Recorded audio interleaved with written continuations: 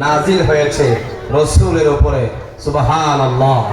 ওখান থেকে ওই যেই দিন এই যে কোরআন কারীমের প্রথম 5টা আয়াত নাজিল হয়েছে, জিবরাইল তো চলে গেল। হযরত খাদিজা বিনতে কুয়াইলিদ যখন খাবার নিয়ে গেল আমার রাসূলের জন্য, দেখা যাচ্ছে আমার রাসূল ইসলাম কাঁপতেছে, তার মধ্যে ঝড় চলে এসেছে। আল্লাহু আকবার। ওহির জ্ঞান খুব ভারী। ওহির জ্ঞান কি ভারী? ওহির জ্ঞান আমরা যত সহজ মনে করি এটা এত সহজ নয়। ইসলাম যত সহজ আমরা দেখতেছি, কিন্তু আপনার আমার রাসূল সাল্লাল্লাহু আলাইহি ওয়াসাল্লাম এত সহজে ইসলাম পাই নাই, অনেক কষ্টের বিনিময়ে এই ইসলাম পেয়েছে, ঠিক কি না? আর আমরা তো মায়ের পেট থেকে আসার পরে মুসলমানের ঘরে জন্মগ্রহণ করেছি, সেই সূত্রে আমি মুসলমান। মা বাবা আমাদেরকে দ্বীন ধর্ম শিক্ষা দিয়েছে, আমরা মুসলমান ঘরের মতো বড় হয়েছি, ওই সুবাদে আমরা মুসলমান। আর আল্লাহর নবী মুহাম্মদ সাল্লাল্লাহু আলাইহি ওয়াসাল্লাম তার সাহাবীরা ইসলাম এটা কায়েম করতে তাদের রক্ত গিয়েছে, তাদের ঘাম গিয়েছে, অনেক কষ্ট গিয়েছে। কথা বলেন ঠিক কি না? নবী করিম সাল্লাল্লাহু আলাইহি ওয়াসাল্লাম ওহী যখন নাজিল হয়েছে, তার শরীরের টেম্পারেচার বেড়ে গিয়েছে। কি বেড়ে গিয়েছে? টেম্পারেচার বেড়ে গিয়েছে। তিনি বাসায় চলে এসেছে। আসার পরে বলছে জাম্মিলুনি জাম্মিলুনি, ও আমার প্রাণপ্রিয় স্ত্রী খাদিজা, আমাকে কম্বল দিয়ে ডেকে দাও, কম্বল দিয়ে ডেকে দাও। বলছে ওগো আমার স্বামী কাসেমের বাপ, তোমার কি হয়েছে? রাসূল ইসলাম বলছে আমার কাছে একটা লোক এসেছে, তিনি আমার উপরে কোরআন একটা আয়াত নাজিল করে দিয়েছে, এটা দেওয়ার পর থেকে আমার শরীরের টেম্পারেচার বেড়ে গিয়েছে, আমার শরীরের জ্বর চলে এসেছে। আল্লাহু আকবার। খাদিজা কিন্তু তখনই লোকটা ছিলেন নাই। এরপরে খাদিজা রাসূলের পাশে আছে, জিবরাইল আলাইহিস সালাম তারপরে একবার উকি মারে দেখে। সুবহানাল্লাহ। খাদিজাকে বলছে খাদিজা দেখো দেখো ওই লোকটা এসেছে। তখন খাদিজা কিন্তু দেখে না, দেখে কে? রাসূল। দেখে কে? রাসূল ইসলাম দেখে, কিন্তু খাদিজা দেখে না। এইভাবে দুই একবার উকি মেরেছে জিবরাইল। এরপরে খাদিজা বিনতে কুয়াইলিদ তার শরীরের একটা একটা কাপড় ছড়াচ্ছিলেন। আল্লাহু আকবার। স্বামীর সাথে গভীর সম্পর্কে যাওয়ার জন্য যখন খাদিজা যখন গায়ের একটা একটা কাপড় যখন খুলতেছে, ওই জিবরাইল আলাইহিস সালাম সেখান থেকে লজ্জায় পালিয়ে গিয়েছে। সুবহানাল্লাহ। তখন বলছে আমার আপনার নবী, ও খাদিজা, তুমি যখন শরীরের কাপড় একটা একটা সরাচ্ছিলা, একটা একটা সরাচ্ছিলাম, সাথে সাথে ওই লোকটা ঘুর মেরে ওই এখান থেকে পালিয়ে গিয়েছে। সুবহানাল্লাহ। তখন খাদিজা বলছে আমার প্রাণপ্রিয় স্বামী মুহাম্মদ সাল্লাল্লাহু আলাইহি ওয়াসাল্লাম, আমার আর বুঝতে দেরি নাই যে লোকটা ওকে মেরেছে সেই হচ্ছে জিবরাইল, আর আপনি হচ্ছে আল্লাহর একজন নবী আর রাসূল। সুবহানাল্লাহ। বলছে এটা জিবরাইল, আর আপনি হচ্ছে কি? আল্লাহর একজন নবী। সুবহানাল্লাহ। ওই দিন থেকে রাসূলের উপরে কি হয়েছে? কোরআনুল কারীম নাজিল হয়েছে। নবুয়ত পেয়েছে কত বছর বয়সে? আপনার আমার নবী কত বছর বয়সে নবুয়ত পেয়েছে? 40 বছর। সবাই বলেন কত বছর বয়সে নবুয়ত পেয়েছে? 40 বছর। এরপরে মক্কার মধ্যে ছিলেন কয় বছর? 13 বছর। মক্কার মধ্যে ছিলেন কয় বছর? 13 বছর। মদিনায় ছিলেন 10 বছর। মদিনায় কয় বছর? 10 বছর। যোগ করলে যোগফল হয়ে যায় 63 বছর। কয় বছর? 63 বছর। তাহলে আমার আপনার নবী হায়াতে জিন্দেগি ছিল কয় বছর? 63 বছর। একটু জোরে বলেন না, কয় বছর? 63 বছর। 63 বছর। এখন যে এগুলো বললাম, এগুলো হচ্ছে জন্মের কাহিনী থেকে নবুয়ত পর্যন্ত। কত পর্যন্ত? নবুয়ত পর্যন্ত। রাত 1টা কিন্তু ক্রস হয়ে গিয়েছে, আরো চলবে। আপনারা যদি বলেন চালাবো, না হয় এখানে শেষ করে দেব, চলবে? বেশি না, আর অল্প। নবী করিম সাল্লাল্লাহু আলাইহি ওয়াসাল্লামের মক্কার বয়স ছিল কয় বছর? 13 বছর। নবুয়তের পরে 13 বছর। নবুয়তের পরে কয় বছর? 13 বছর। 13 বছর। এই 13 বছরের আমি ছোট্ট করে বর্ণনা দিয়ে আমার আলোচনা আমি ইতি টানবো। আমাকে বলা হয়েছে রাসূলের মৃত্যু পর্যন্ত বলার জন্য, তাহলে আর 2 ঘন্টা লাগবে। কয় ঘন্টা? 2 ঘন্টা লাগবে। তারপরে দেখি সামারি করে বলা যায় কিনা। নবী করিম সাল্লাল্লাহু আলাইহি ওয়াসাল্লাম 13 বছরকে আমরা 4 ভাগে ভাগ করব। কয় ভাগে? বুঝার জন্য বলতেছি, 4 ভাগে ভাগ করব। কয় ভাগে? কয় বছরকে? 13 বছরকে। মক্কার নবুয়তের পরে 13 বছরকে আমরা 4 ভাগে ভাগ করব। কয় ভাগে? 4 ভাগে। প্রথম ভাগে হচ্ছে 3 বছর। প্রথম ভাগে কয় বছর? 3 বছর। দ্বিতীয় ভাগে 2 বছর। দ্বিতীয় ভাগে কয় বছর? 2 বছর। 2 বছর। তৃতীয় ভাগে 5 বছর। তৃতীয় ভাগে কি? 5 বছর। 5 বছর। এবং চতুর্থ ভাগে 3 বছর। যোগ করলে 13 বছর। যোগ করলে কয় বছর? 13 বছর। 13 বছর। প্রথম 3 বছরের ঘটনা শুনি নবী করিম সাল্লাল্লাহু আলাইহি ওয়াসাল্লামের উপরে কোরআনুল কারীম নাজিল হচ্ছে। তখন গোপনে গোপনে কোরআনের দাওয়াত দিতেন। প্রকাশ্যে নাকি গোপনে? গোপনে। গোপনে। গোপনে যখন কোরআনের দাওয়াত দিতেন, তখন রাসূল সাল্লাল্লাহু আলাইহি ওয়াসাল্লামের সূত্র ছিল না। সূত্র তেমন ছিল না। গোপনে গোপনে আপনি চুরি করবেন, কেউ যদি না দেখে আপনাকে সবাই অতদেব যে আপনার এলাকার সবাই বলবে আপনি হাজি সাহেব, গাজী সাহেব। যখন আপনি সুরের মধ্যে ধরা পড়ে যাবেন, আর আপনাকে হাজি সাহেব বলবে না, বলবে যে তিনি সুর। তিনি কি? সুর। নবী করিম সাল্লাল্লাহু আলাইহি ওয়াসাল্লাম 3 বছর গোপনে দাওয়াত দিয়েছে, তার কোনো শত্রু ছিল না। এরপরে দ্বিতীয় ভাগে 2 বছর। কয় বছর? 2 বছর। যখন আল্লাহ রাব্বুল আলামিনের পক্ষ থেকে নির্দেশ এসেছে, আমার হাবিব মুহাম্মদ সাল্লাল্লাহু আলাইহি ওয়াসাল্লাম আজকে থেকে আপনার থেকে কোরআনের দাওয়াত দিতে হবে প্রকাশ্যে। কিভাবে? প্রকাশ্যে। যখন প্রকাশ্যে দাওয়াত দিচ্ছে, কিছু কিছু লোক ইসলাম ধর্ম গ্রহণ করতে করতে মক্কার মধ্যে ইসলাম গ্রহণকারী সংখ্যা হয়ে গেল 15 থেকে 20 জন। 15 থেকে কয়জন? 20 জন। যখন আরো দিচ্ছে দিতে দিতে ইসলাম গ্রহণকারীর সংখ্যা 100 ক্রস করেছে। কয়শো? 100 ক্রস করেছে। এখন এদিকে কাফেরেরা নির্যাতন স্টিমুলার চালাচ্ছে। নির্যাতন স্টিমুলার চালাচ্ছে কার উপরে? ইসলাম গ্রহণকারীর উপরে। আমি যে একটু আগে বলেছি, আমরা তো ইসলাম পেয়েছি মায়ের পেট থেকে বের হওয়ার পরে ইসলাম পেয়েছি, কিন্তু রাসূল ইসলামের যুগে তারা ইসলাম এমনি এমনি পায় নাই। অনেক মায়ের খেয়েছেন, অনেক কষ্ট করেছেন, অনেক মানুষের কাছে তারা মন্দ কথা শুনেছেন। এটার উপরে তারা অটল অবিচল ছিলেন। কথা বলেন ঠিক কিনা? নবী করিম সাল্লাল্লাহু আলাইহি ওয়াসাল্লাম যখন কোরআনের দাওয়াত দিচ্ছেন, ইসলাম ধর্ম গ্রহণ করতে করতে 100 ক্রস হয়েছে। কত ক্রস হয়েছে? 100 ক্রস হয়েছে। নবী করিম সাল্লাল্লাহু আলাইহি ওয়াসাল্লামের সাহাবীদের উপরে মক্কার যারা কাফের নেতা ছিল, সবাই নির্যাতনের স্টিম রুলার চালাচ্ছে। নির্যাতনের স্টিম রুলার চালাচ্ছে। তারা নির্যাতন সহ্য করতে না পেরে রাসূলের কাছে এসে বলল, ইয়া রাসূলুল্লাহ, ইয়া হাবিবাল্লাহ, আমরা এই মক্কার মধ্যে আর থাকতে চাই না, আর নির্যাতন সহ্য করতে পারতেছি না। ইয়া রাসূলুল্লাহ, আপনি যদি অনুমতি দেন আমরা এই মক্কা থেকে এবার হিজরত করতে চাই। আল্লাহু আকবার। রাসূল ইসলাম বলছে, তাহলে তোমরা হিজরত করো, আমি যেখানে বলি সেখানে যাবা। আমি আশা করি তোমাদের উপরে ওই রাষ্ট্রের লোকগুলো তোমাদের উপরে জুলুম করবে না। সুবহানাল্লাহ। তোমরা আবিসিনিয়ায় হিজরত করো। কোথায় হিজরত করো? আবিসিনিয়ায় হিজরত করো। আবিসিনিয়ায় হিজরত করবা ওই রাষ্ট্রের যিনি রাষ্ট্রপ্রধান, তার নাম হচ্ছে নাজ্জাশী। তার নাম কি?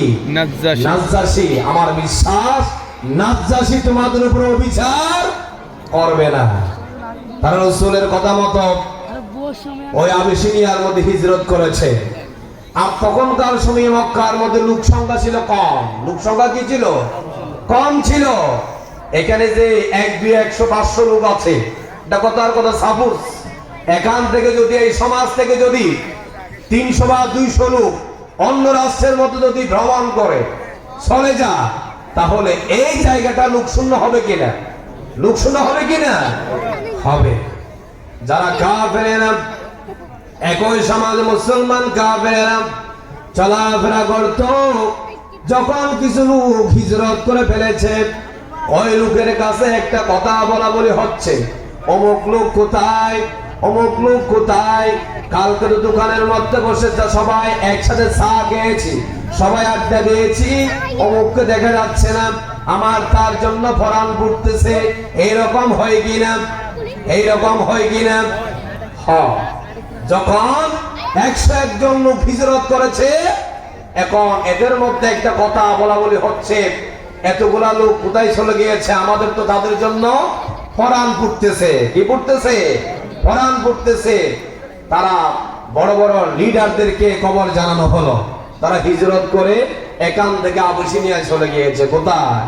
আবিসিনিয়ায় চলে গিয়েছে। এবার তাৎক্ষণিকভাবে কাফের নেতারা দারুন নদওয়ার মতো বৈঠকে বসলো। কোথায় বসলো? দারুন নদওয়া। কাফেরদের একটা পার্লামেন্ট ছিল, সেটার নাম হচ্ছে দারুন নদওয়া। দারুন নদওয়া। সেখানে বসেছে। বসার পরে সবাই সেখানে আলাপ আলোচনা করতেছে, ওই 101 জন লোককে কিভাবে আবারও মক্কায় ফিরিয়ে আনা যায়, ফিরিয়ে আনা যায়। এখন তারা 2 জন প্রতিনিধি ঠিক করলাম। কয়জন? 2 জন প্রতিনিধি ঠিক করলাম। একজন হচ্ছে আবু জেহেলের চাচাতো ভাই, আর একজন হচ্ছে আমর ইবনুল আস। আমর ইবনুল আস পরবর্তীতে আবার ইসলাম ধর্ম গ্রহণ করেছিলেন। সুবহানাল্লাহ। 2 জন প্রতিনিধি ঠিক করেছে, বলেছে তোমরা এই মোটা অঙ্গের হাদিয়াগুলা নিয়ে যাও। কোথায়? আবিসিনিয়ায়। কোথায়? আবিসিনিয়ায়। 101 জন লোককে ফিরিয়ে আনতে হবে, ঘুষ দিয়ে হলো। এই মোটা অঙ্গের হাদিয়াগুলা নিয়ে যাও। মক্কা থেকে তাদেরকে পাঠানো হচ্ছে। ওই আবিসিনিয়ার মধ্যে যাওয়ার পরে বাদশা নাজ্জাশীর কাছে চলে এলাম। বাদশা নাজ্জাশীকে বলেছে, আপনার রাষ্ট্রের মধ্যে আমাদের মক্কা থেকে 101 জন লোক পালিয়ে এসেছে, তারা তো ভালো মানুষ নয়, রাষ্ট্রদ্রোহিতার কাজ করে, খারাপ লোক। আপনার রাষ্ট্রের মধ্যে যদি তারা থাকে, তাদেরকে যদি আপনি নিরাপত্তা দেন, আপনার রাষ্ট্রটা নষ্ট করে ফেলবেন। নাউজুবিল্লাহ। ওই লোকগুলা কি আসলে ভালো নাকি নষ্ট? ভালো লোক। তারা নির্যাতন করতেছে, সহ্য করতে না পেরে কোথায় চলে গিয়েছে? আবিসিনিয়ায় চলে গিয়েছে, হিজরত করেছে। এবার বাদশা নাজ্জাশী তার রাষ্ট্রের সবাইকে বলেছে, ও 101 জন লোককে তোমরা খোঁজ করে আমার দরবারে হাজির করো। কোথায়? বাদশা নাজ্জাশী দরবারে হাজির করো। তাদেরকে ডেকে নিয়ে আনা হলো। আনার পরে ওই 101 জন লোকের যিনি লিডার ছিলেন, তিনি হচ্ছে জাফর ইবনে আবু তালিব। জাফর ইবনে আবু তালিব। আবু তালিবের একজন সন্তানের নাম হচ্ছে জাফর। তার নাম কি? জাফর। জাফর 101 জন কি দিয়েছে? নেতৃত্ব দিয়েছে, তিনি লিডার ছিলেন। আল্লাহু আকবার। তারা সবাই বাদশা নাজ্জাশীর দরবারে হাজির হয়ে গিয়েছে। হাজির হয়ে যাওয়ার পরে তারা আসার আগে ওই 2 জন লোক তাদের বিরুদ্ধে অনেক বলেছে, অনেক বলেছে। 2 পক্ষ যখন একসাথে হয়, কে আসল সত্য কথা বলতেছে, কে মিথ্যা বলতেছে, তখন প্রমাণিত হয়। ঠিক কি না? একজনের উপস্থিতি একজন অনেক কথা বলবে, এটা আপনি বিশ্বাস করতে পারবেন না। 2 জন লোক একসাথে করে কথা শুনতে হয় বিচারকের। কথা বলেন ঠিক কি না? 2 জন লোক যখন একসাথে হয়ে এলাম, সাথে সাথে 2 পক্ষের কথা শুনলাম। জাফর 101 জন লোকের তিনি লিডার ছিলেন, তিনি কথা বলতেছেন 101 জন লোকের প্রতিনিধি হয়ে। জাফর বলতেছে, ও বাদশা নাজ্জাশী, মক্কা থেকে আমরা এমনি এমনি আসি নাই, আমরা মুহাম্মাদের হাতে হাত রেখে কালিমা গ্রহণ করেছি।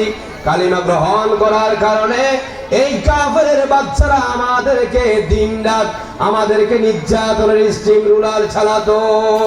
নাউজুবিল্লাহ। আমরা এমনি এমনি আসি নাই, আমরা এসেছি তাদের নির্যাতন সহ্য করতে না পেরে। বাদশা নাজ্জাশী বলছে, আমি তাদের কথাও শুনেছি, তোমাদের কথাও শুনেছি, কিন্তু বাদশা নাজ্জাশী এই ফাঁকে কোরআনুল কারীম থেকে সূরা মারিয়াম থেকে কোরআন তেলাওয়াত করা আরম্ভ করে দিল। সুবহানাল্লাহ। ওই দিন হচ্ছে কোরআনুল কারীম নাযিল হওয়ার পরে একটা রাষ্ট্রের প্রধানের কাছে প্রথম কোরআনুল কারীমের আয়াতগুলো তেলাওয়াত করে শুনিয়েছে। সুবহানাল্লাহ।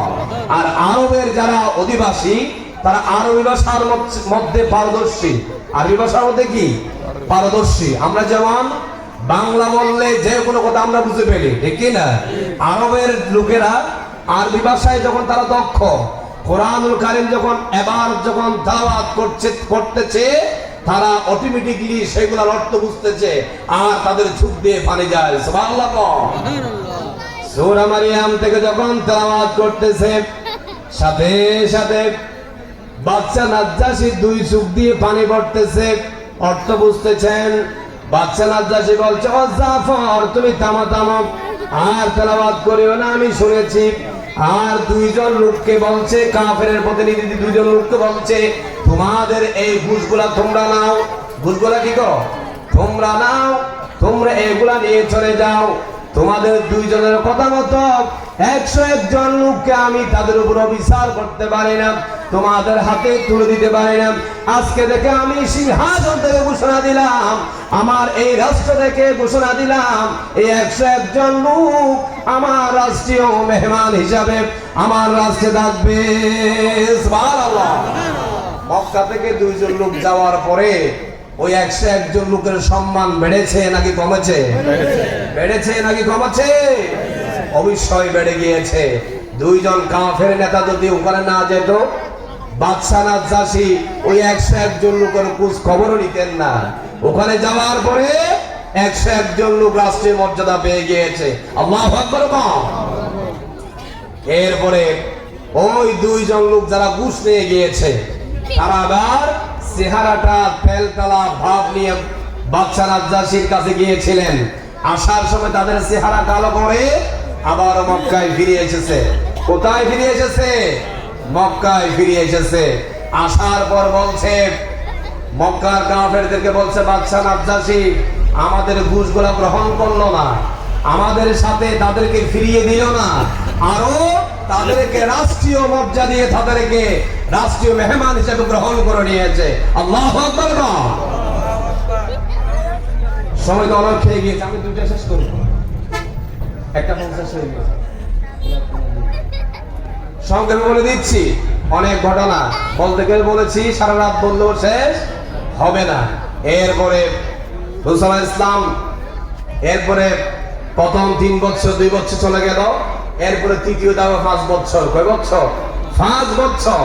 ওই 5 বছরের মধ্যে রাসূল ইসলাম 3 বছর শিয়াবে আবু তালিবে কারাগারে ছিলেন। কোথায় ছিলেন? কারাগারে ছিলেন। এরপরে তিনি আবারও ইসলামের দাওয়াত কারাগার থেকে বের হয়ে তিনি কি বন্ধ করেছে নাকি চালু রেখেছে? চালু রেখেছে। এরপরে রাসূল ইসলামের পরে 3 বছরে তিনি কোরআনের দাওয়াত দিচ্ছিলেন। এরপরে তিনি হিজরত করে মদিনায় চলে গিয়েছিলেন। অনেক লম্বা ঘটনা, সময়ের অভাবে বলতে পারি নাই। আজকে যা কিছু বলেছি, রাসূলের মিলাদ থেকে শুরু করে আমরা সিরাত পর্যন্ত চলে গিয়েছি। কোথায় চলে গিয়েছি? মিলাদ মানে হচ্ছে ধর্মের বর্ণনা, আর সিরাত মানে হচ্ছে তিনি যে কোরআনের দাওয়াত দিয়েছেন, এগুলাকে বলা হয় সিরাত। এগুলা কি বলা হয়? সিরাত। এগুলো আমাদের জানা দরকার আছে না? নাই আছে। লাকাদ কানা লাকুম ফি রাসূলিল্লাহি উসওয়াতুন হাসানা। আল্লাহ রাব্বুল আলামিন কোরআনে কারীমের মধ্যে বলছে, দুনিয়ার মানুষ তোমরা শুনে রাখো, মুহাম্মদ সাল্লাল্লাহু আলাইহি ওয়াসাল্লামের মধ্যেই তোমাদের জন্য রয়েছে উত্তম আদর্শ। সুবহানাল্লাহ। রাসূলের প্রত্যেকটা আদর্শ আমাদের প্রত্যেকটা জীবনের ক্ষেত্রে আনার দরকার আছে নাই? আছে। এই জন্য আমরা আলোচনা দীর্ঘায়িত করব না। আমাদের মা বোনদের জন্য কিছু কথা বলার জন্য বলেছিল, সময়ের অভাবে বলতে পারছি না। আমার মা বোনদেরকে অবশ্যই পর্দার কথা বলেছে। আমরা তো সবাই জানি মা বোনদেরকে পর্দা করতেই হবে। পর্দা করা কি নফল নাকি ফরজ? ফরজ কাজ।